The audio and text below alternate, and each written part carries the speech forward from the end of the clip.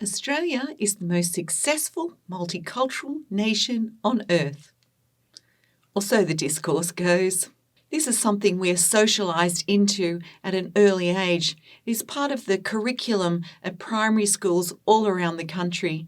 School kids wear orange for Harmony Day, dress in the national dress or folk costumes of their homeland, bring along a plate of traditional food and participate in fun, ethnically diverse activities like the Bollywood dancing you see here. Its message that everyone belongs is an important one for an ethnically diverse Australia. Following the change to immigration procedures, by the late 1980s, Australia had a high migrant intake, which included significant numbers of new arrivals from Asian and Middle Eastern countries. In the early 1990s, the Hawke and Keating governments had included requirements and incentives to promote the incorporation of the various ethnic groups of Australia into the Australian cultural landscape. Even though Prime Minister John Howard, in office from 1996 to 2007, sought to wind back the clock back to the dominant Anglo-Christian tradition, earlier initiatives still resonated strongly within the creative community. Australia showcased its culture on the world stage when it hosted the 2000 Sydney Olympics, presenting a spectacular opening ceremony. The arrival segment of the ceremony celebrated Australia's multiculturalism, highlighting that people had come to our shores from near and far by introducing each continent with a float and costumes symbolising the migrant populations that have made Australia home.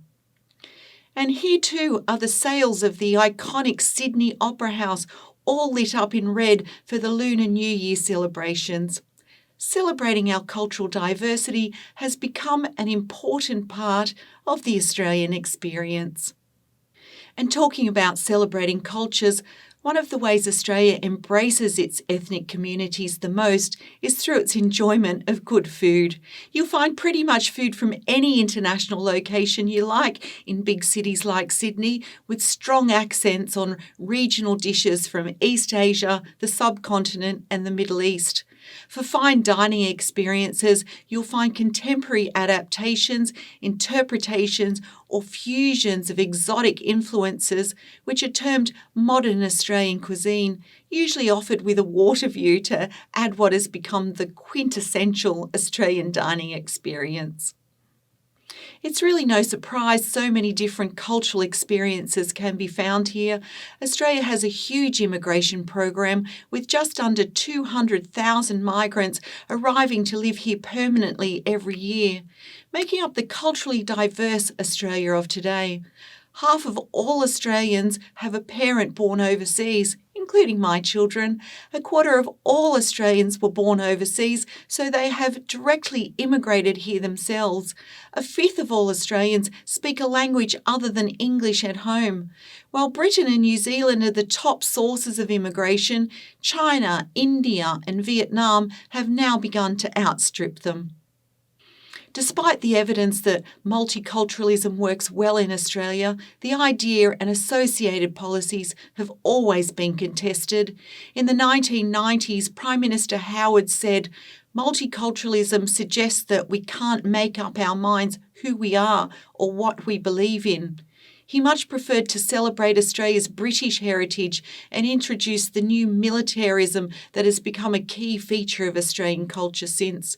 His leadership coincided with Pauline Hanson's divisive remarks, a hardline policy on refugees, the racially charged Cronulla riots, with all this then coalescing around the emotionally charged, racialised discourse of the post-September 11 terrorism concerns. In the last 20 years, Australia, like a number of comparable countries in Europe and North America, has experienced public anxiety about the perceived threat to social cohesion from increasing ethno-cultural diversity.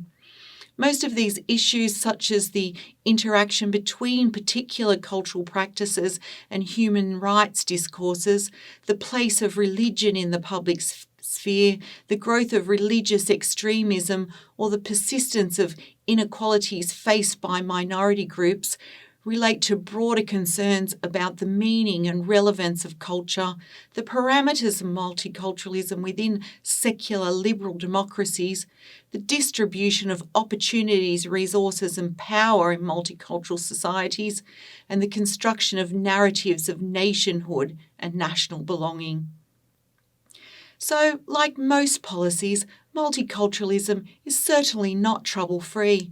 It's not perfect, and a great deal more work needs to be done or redone. Yet despite it always being under challenge, the evidence really is in. For those of us living in ethnically diverse areas of Australia, multiculturalism brings a wonderful vibrancy that really makes Australia a much better place. It is also abundantly clear that for an immigration nation like Australia, the best policy is the strongly held belief that migrants should be welcomed as full members of society.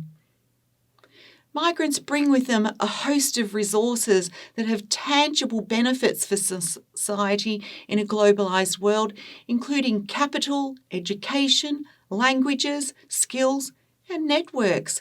And most of us are on board with this.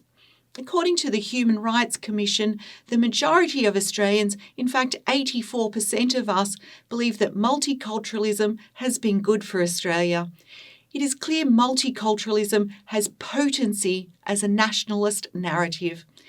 It has certainly become one of the various stories we use to articulate a distinct Australian identity and experience. I'm Diane Colman.